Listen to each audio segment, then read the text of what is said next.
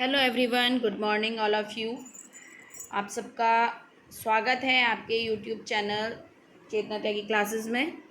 आज हम लोग जो क्वेश्चन करने वाले हैं ये नॉर्मल जीके के क्वेश्चन होंगे जो आपके किसी भी एग्ज़ाम्स के लिए इम्पोर्टेंट है, चाहे वो आपका यूपीपीएससी का है, एसएससी का है या किसी भी रिलेटेड किसी भी सब कोई भी एग्ज़ाम है आपका, उसमें सभी में ये क्वेश्चन बेनिफिट कर सकते हैं आपके लिए। तो चलिए हम क्लास स्टार्ट करते हैं।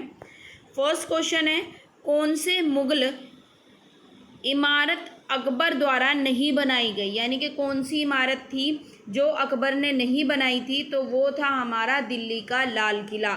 दिल्ली का लाल किला।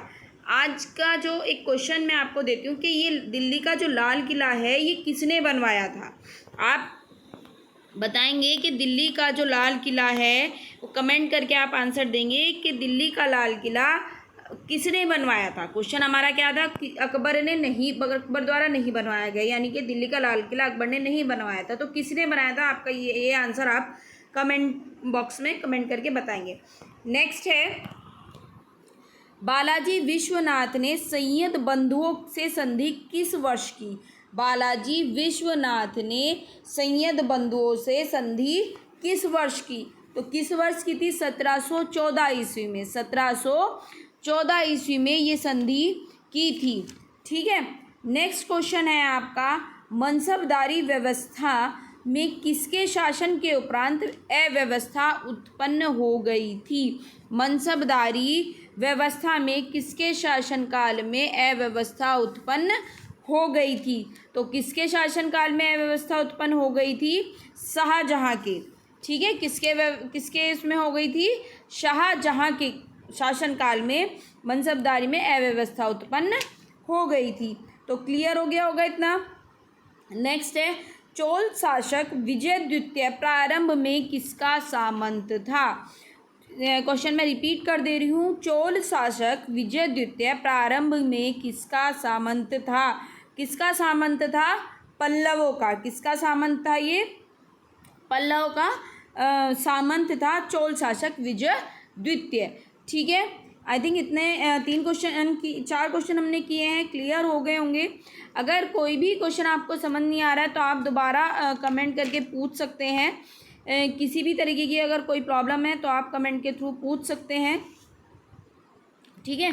तो अब हम आ गए हैं क्वेश्चन नंबर 5 पे। क्वेश्चन नंबर 5 क्या है, लोधी शासकों ने सजावट के लिए कड़े पत्थरों का प्रयोग कहाँ से सीखा।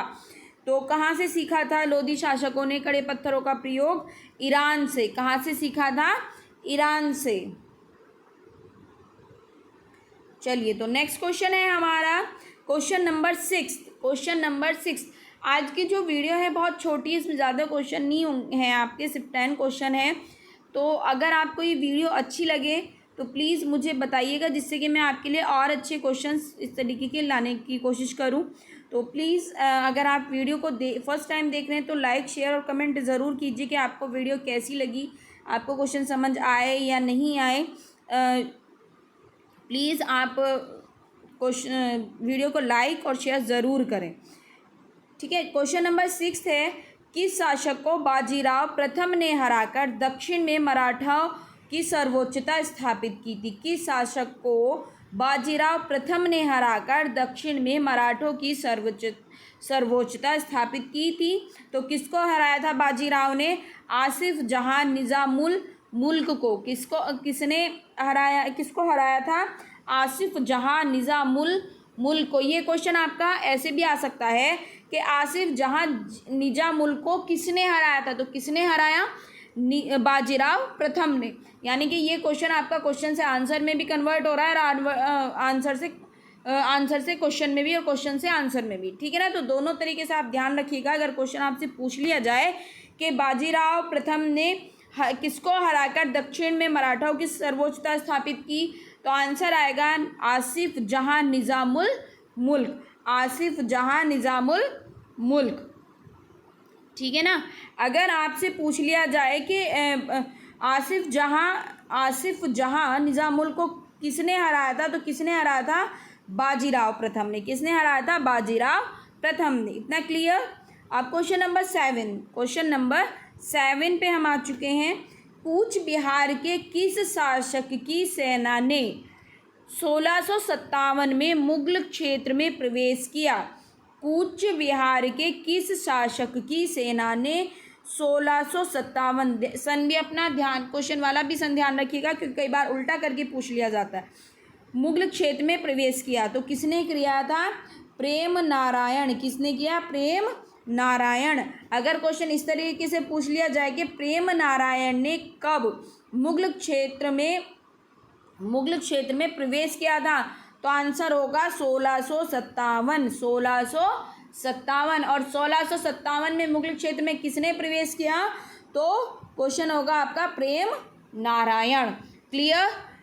तो क्वेश्चन नंबर 8 पे हम आ चुके हैं। चलिए करते हैं। मुगल काल के संदर्भ में शब्द हासिल, शब्द क्या है आपका? हासिल से क्या अभिप्राय है? यानी कि मुगल जो होते, ये हासिल जो वर्ड था इसका यूज़ क्यों करते थे, किसके लिए करते थे? ठीक है, तो किसके लिए करते थे? इसका आंसर होगा भूमि से वसूला गया या एकत्रित किया गया वास्तविक राजस्व। भूमि से वसूला गया या एकत्रित किया गया वास्तविक राजस्व, क्या कहते थे इसको? हासिल। ठीक है, तो जो मुगल थे वो हासिल शब्द का प्रयोग किसके लिए करते थे? भूमि से वसूला गया या एकत्रित किया गया वास्तविक राजस्व। ठीक है, क्लियर हो चुका है इतना?